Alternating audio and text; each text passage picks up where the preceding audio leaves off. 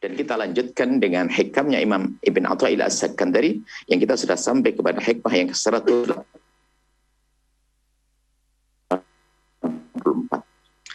Qala al-Asandari daraini amin. Rubbama abbara 'anil maqami man istashrafa 'alaihi wa rubbama abbara 'anhu man wasala ilaihi. وَذَلِكَ مُلْتَبِسٌ إِلَّا عَلَى ذِي بَصِيرَةٍ رُبَّمَا عَبَّرَ.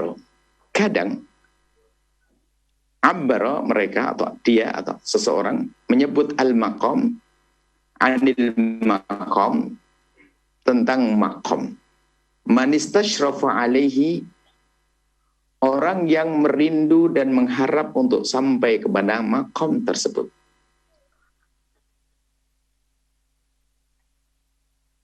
Ini ada Imam Abu Athaillah As-Sakandari menyebutkan abbaro. Dari kemarin disebut ibarat.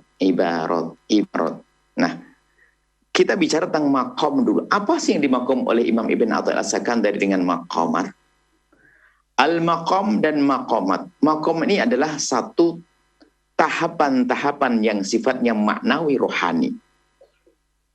Tahapan-tahapan kemuliaan yang sifatnya hati. Tahapan kemuliaan di sini maqam ini ada macam, seperti maqam ridha dengan apa yang Allah berlakukan kepadanya, maqam tawakal, maqam cinta kepada Allah, maqam sabar. Itu loh, segala sesuatu kebaikan kemuliaan yang ada hubungannya dengan hati itu namanya maqamat. Maqamat. Nah, sekarang abbar. Nah, di saat kita merenungi hikmah ini sepanjang perjalanan tadi dari Singkawang sampai sini, kita mikir, wah ini berat banget ini hikmah. Jadi ceritanya orang itu, cerita tentang makom itu ada dua model. Ini langsung yang tiba adalah ustadz, apalagi ngajar yang menjelaskan hikmah itu. Yang ngajar. Jadi orang abbaro bercerita tentang makom, itu ada dua model. Yang pertama adalah man istashrafa. Istashraf itu adalah bukan orang yang sudah nyampe, mau merindukan. Istashrafa alaih. Istashraf menanti-nanti untuk bisa mendapatkannya. Jadi ada orang bercerita tentang ridho, bagaimana tentang ridho, tawakal, kesabaran, bagaimana kita bisa ikhlas, itu maqamat. Dan kita sering mendengar ustadz bercerita tentang ria, tentang sabar, tentang ikhlas, tentang tawakal. Dan kita pun juga sering bercerita, bahkan kita punya silsilah penyakit hati, begitu juga silsilah tentang akhlak mulia. Bagaimana kisah orang bercerita itu yang di mimbar-mimbar termasuk kami yang berbicara ini? Golongan mana ini? Yang pertama, yang disebut yang dua. Yang tiga nggak masuk, maka yang pertama adalah orang berbicara tentang maqam, tentang hal-hal yang sifatnya maknawi, rohani, batini tadi, tentang kesabaran. Itu yang pertama adalah memang dia adalah orang yang rindu untuk mendapatkannya. Rindu untuk mendapatkannya, maka dia belajar menyampaikan, tapi dia istashraf. Ada kerinduan untuk mendapatkannya, tapi dia belum mendapatkannya. Kalau seandainya kami digolongkan yang ini masih lumayan, Masya Allah. Masih ada rindu. Golongan yang ini masih lumayan. Kalau seandainya kita benar bisa masuk golongan, tadi golongan nomor 2. Golongan nomor 2 ini, misalnya ada orang bicara tentang ridho, tentang ikhlas, tentang tawakal, tentang sabar, itu adalah dia belum punya itu semuanya. Belum mendapatkan itu semuanya, tapi dia pandai bercerita. Tapi dalam dirinya ada istishraf, kerinduan untuk mendapatkannya. Ada orang yang satu lagi, warubbama abbara anhu, ada orang yang mengungkapkan, bercerita tentang maqamat, tentang sabar, ibu bapak tentang sabar, itu begini keutamanya, ini adalah man wasala ilaihi, memang orang yang sampai kepadanya. Wadzalika, yang demikian itu multabisun, tipis sekali, susah dibedakan. Kalau orang lagi ceramah ini kita tidak bisa memahami benar apakah yang berceramah itu adalah sudah sampai kepada maqam tersebut atau hanya sekedar dia orang yang bercerita.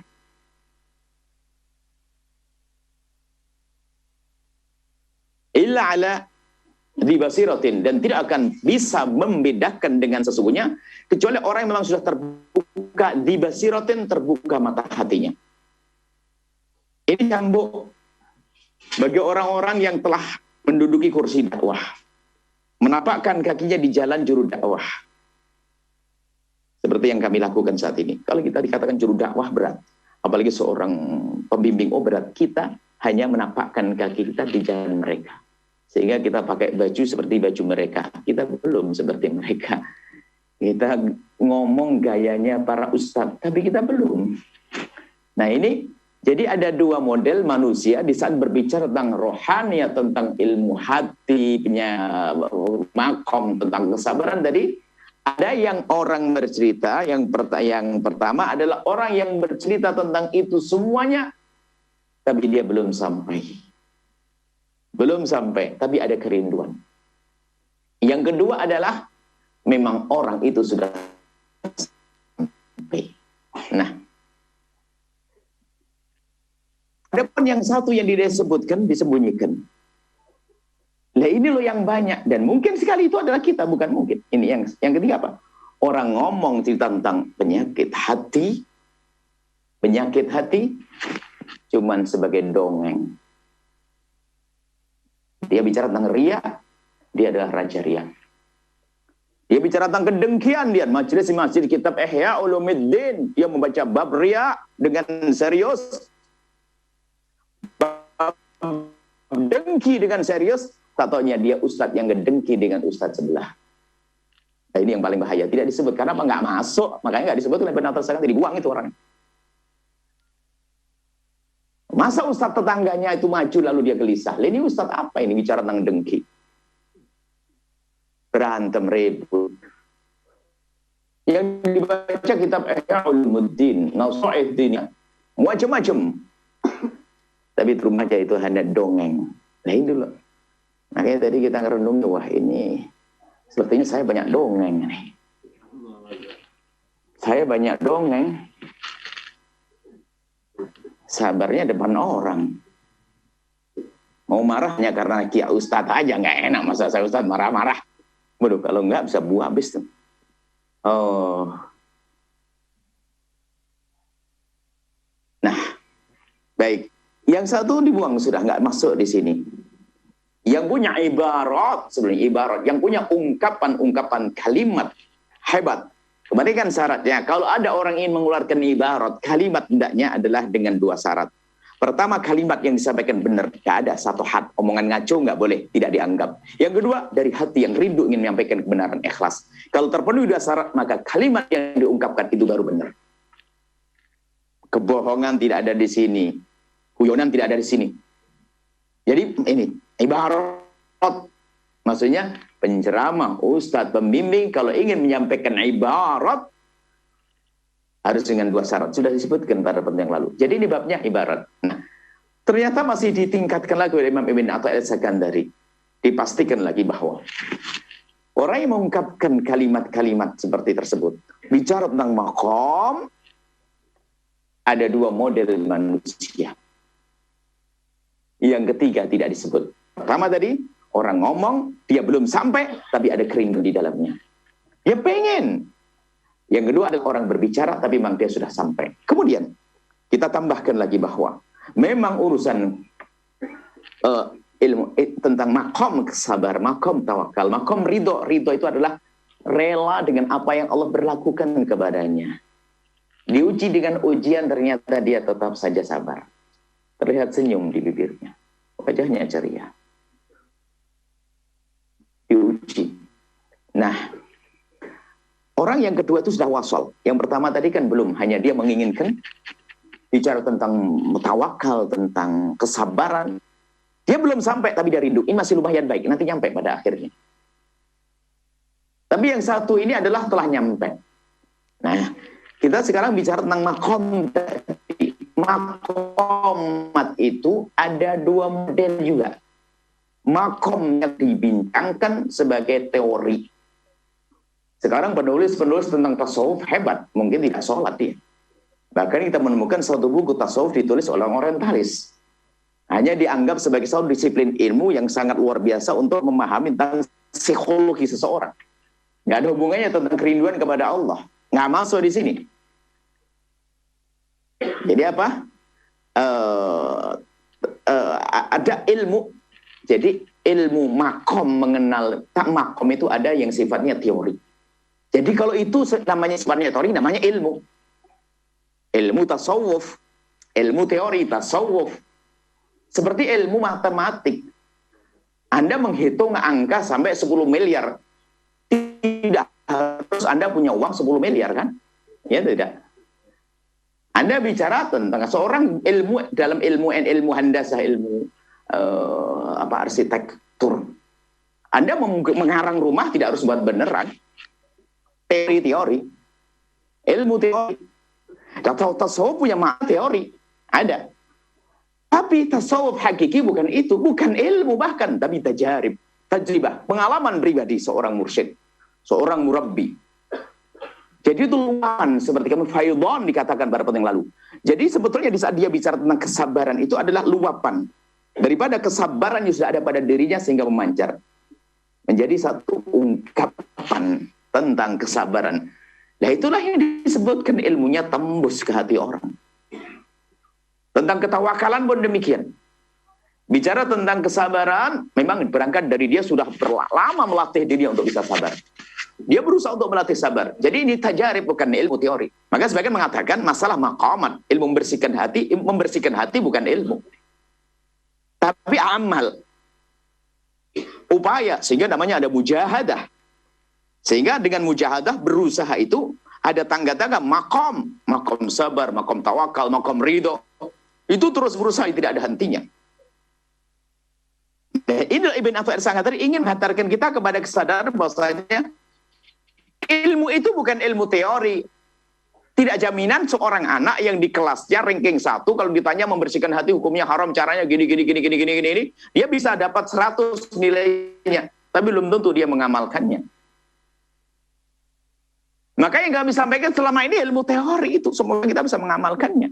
Kita nyusun bagaimana membersihkan hati di saat kita punya kedengkian, bagaimana di saat kita punya dendam, itu ilmu teori itu.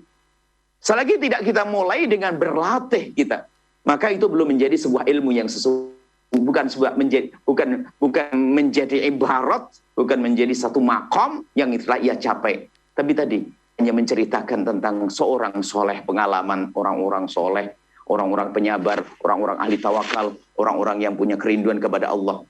Ini, jadi yang harus kita fahami dari hikmah Ibn Athaillah Sakandari ini adalah agar kita maka dia dibasiratin, ngerenung deh.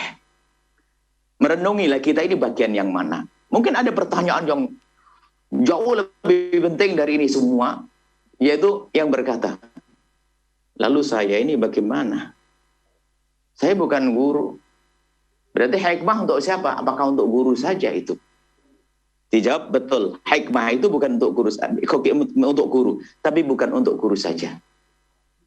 Jadi hikmah ini memang dicambuk buat guru. Yang mengatakan diri seorang guru, pembimbing, mursyid, jangan sampai ungkapan-ungkapan yang disampaikannya tentang bahayanya dengki, bahayanya dendam, lalu bagaimana menumbuhkan cinta, bukan berasal dari rasa. Dan juga yang namanya ilmu tasawuf itu nggak akan punya artinya kalau belum masuk dzauq. Anda bercerita tentang manisnya es krim sampai satu jilid tentang manisnya nggak akan ada artinya kalau tidak kita masukkan ke mulutnya. Rasanya seperti itu. Ilmu teori nggak, jadi harus rasa. Maka lalu bagaimana kita sebagai seorang murid yang belajar? Dalam hal ini jauh lebih mudah.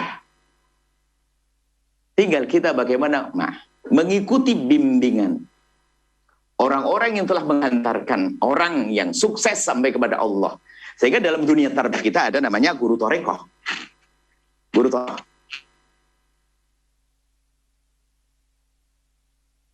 Jadi guru torekoh kita sudah kayak mayit. Ini kan kamu hadiah tetanggamu. Suruh ngasih hadiah. Kok tahu aja saya lagi marahan dengan tetangga. Ini guru murabbi. Lah murabi yang begini-gini yang sudah makom tadi, yang sudah wasol dia sampai, bukan yang dongeng tadi, bukan yang dongeng, murabi dongeng. Nah ini, makanya harus segera sadar murabi dongeng. Paling tidak yuk kita merasa deh kita sekarang jadi murabi dongeng deh, dongeng. Setelah kita hanya sekedar tukang dongeng, yuk kita mulai melangkah. Mungkin ada yang di tempat lain tidak mengerti dongeng itu suka cerita. Malaysia dongeng apa tuh? Dongeng ada Malaysia. Di Singapura dongeng kok cerita. Jadi cerita tentang bersihkan hati. Sebab ada orang jago diskusi tentang tasawuf sampai jam 4 malam, 4 pagi, nggak tahajudan, nggak sholat. Tasawuf kembali itu tasawuf apa? Diskusi tentang maqamat. Hebat kalau diskusi. Sampai pagi. Nggak ada sholat subuh berjamaah. Nah, kayak gitu itu dongeng. Kalau bicara tentang tasawuf hebat betul. Nggak begitu. Sebab tasawuf bukan ilmu seperti itu, tapi rasa, tajribah, pengalaman seseorang di dalam bermujahadah. Sehingga mujahadah adalah ada, kalau Imam Ghazali rahimahullah dalam kitab Minhajul Abidin ada aqabat, ada tahapan tangga harus dititik. Makom itu harus tangga yang dititik. Dan dia ada rintangan yang berat. Sampai melewati malam-malam dengan satu juz Al-Quran tidak akan berat baginya. Karena sudah teruji dia, sudah biasa. Tapi bagi yang belum biasa lihat melakukan 2 rakaat di tengah malam itu seperti rintangannya, seperti kita melewati jurang. Kan begitu, tapi sudah terbiasa tahu jalannya. Rintangan oke. Malam ngantuk, segantuk apapun, kerinduanku kepada Allah lebih besar daripada kantukku. Sholat sebentar langsung selesai.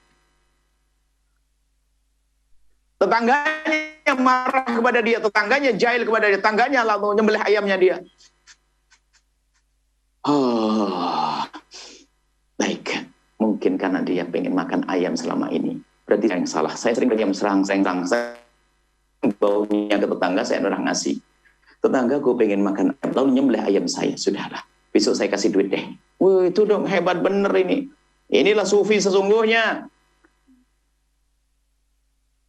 Tetangga pinjam duit gak balik, dicari susah. Mungkin karena memang dia gak punya duit. Kata setan, gak punya duit gimana? Tuh baru beli motor. Dasar kamu setan merusak saya. Terus bagaimana? Aku maafkan dia. Kasih hadiah. Allah. Kita dicaci malah kita memberikan hadiah. Kita di Allah, kita berikan hadiah. Itu loh tajribah. Itu loh pengalaman. Itu bagi murid. Guru lebih besar tanggung jawabnya. Maka guru itu ternyata harus terus mengasah di dalam diri. Sehingga sebagai para solehin itu tidak akan berani berbicara. Tapi jangan salah paham. Ini juga berbahaya juga kalau salah paham itu juga. Wah, mereka itu tidak berani menyampaikan sesuatu kecuali sudah mengamalkannya.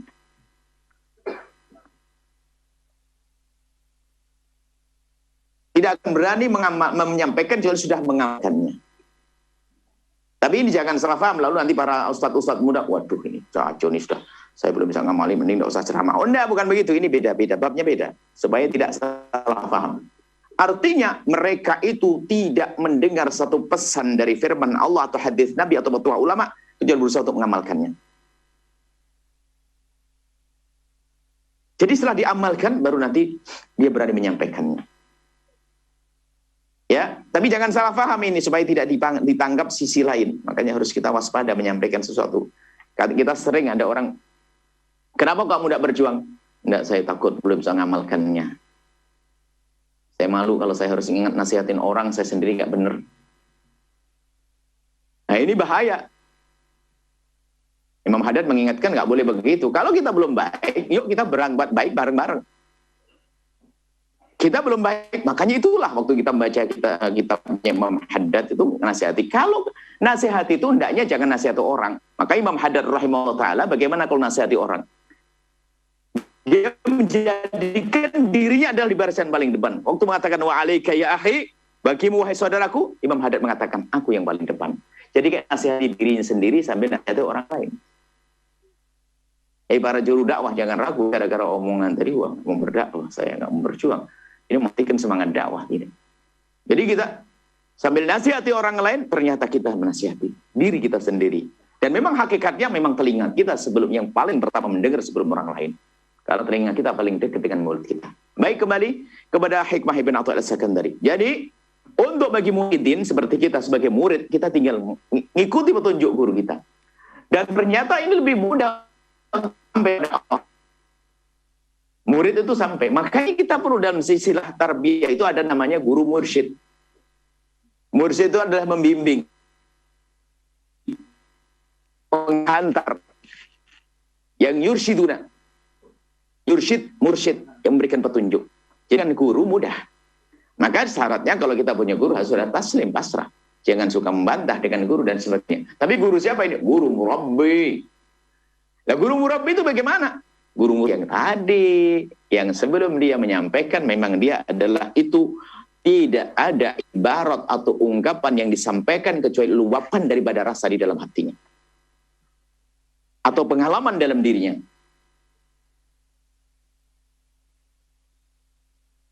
Lempok, tahu lempok ya? Lempok, ya. Di Pontianak saya harus ngomong lempok. Kalau saya pulang ke Jawa, lalu sudah cerita tentang enaknya lempok, Masya Allah, ajib, Masya Allah, enak. Enak betul. Orang pada percaya. Kalau ujung-ujungnya ternyata pertanyaan begini, ya pernah makan lempok? Kalau saya jawab enggak, ya bohong, ngomong saya nggak ada gunanya. Oh, nggak pernah makan lempok. Kok langsung cerita enak itu? Kan berdosa begitu. Tentang Masya Allah, hati bersih, tidak ada dendam, tidak ada dengki. Itu kan hanya cerita aja. Belum merasakan, ya kayak tadi cerita lempok. Maksudnya apa? Yuk kita semua berusaha. Yang telah menapakkan kakinya di jalan juru dakwah, ayo berusaha. Bagaimana agar kita sampai kepada orang yang wasal, bukan sekedar orang yang istishraf, merindu untuk sampai, tapi menjadi orang sampai. Terus diasah. Maka di saat pengasahannya terus tanpa henti, Allah sudah berjanji, walladzina jahadu fina lanahdiyanahum subulana. Yang serius akan Allah kasih, maka nanti kita akan sampai. Di saat sampai mau tidak mau, ungkapannya adalah menjadi ungkapan yang akan bisa diterima oleh orang lain. Dari hati juga, dengan hati. Inikah yang terjadi pada ulama-ulama zaman dulu, lihat. Bersih hati mereka yang menjadikan ilmunya sampai kepada santri, biarpun ngajarnya setengah ngantuk-ngantuk itu kiai. Ngomongnya mungkin tidak jelas, nggak pakai sound gede-gedean, tapi jamaahnya tobat. Nah, itu karena sampai tembus ilmunya.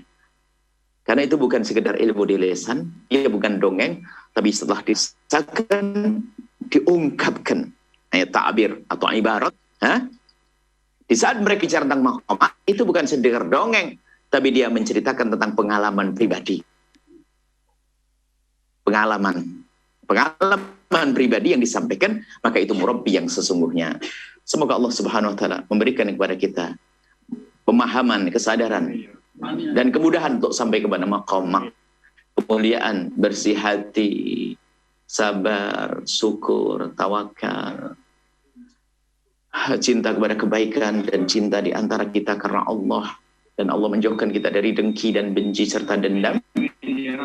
Dan semoga Allah muliakan kita, diri kita, keluarga kita di dunia dan di akhirat. Wallahu a'lam bishawab. Setelah Anda menyaksikan video ini, jangan lupa berselawat kepada baginda Nabi Muhammad sallallahu alaihi wa alihi wa sahbihi wasallam.